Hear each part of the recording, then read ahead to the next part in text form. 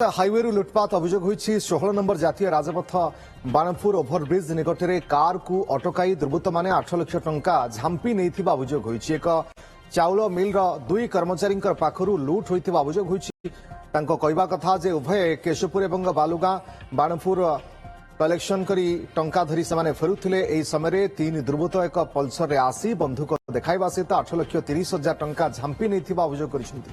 3 round firing करी bag रे थिबा टंका को लुटि नहीं खोर्धा अभिमुखे फेरार हो जाइथिबा मध्य दुई जण पळिथिबा कहिसेंति। तबे बाणपुर पुलिस घटनास्थल रे पहुंची तनाघना करुथिबा बेले ए लुट पछर वास्तव रहस्य कोन, एमानंक पाखरे एते टंका थिबा कथा दुर्बृत्त आगरु जानिथिली ना घटना पछर अलगा किछि कारण रहिछि, ताकु नै नाना प्रश्न उठुथिबा बेले पुलिस पक्षरु किंतु कोनोसी प्रतिक्रिया मिलि पारिनी। दुई जन बंधुक धरिक ड्राइवर को जड़े देखले बंधुक आउ मो पट को आसी डोर खोलिक सागे सागे बंधुक लगेले बेकर लगे बैग दियो बैग दुईटा छड़े नहीं पड़े। अच्छा केते टका पास 8,30,000।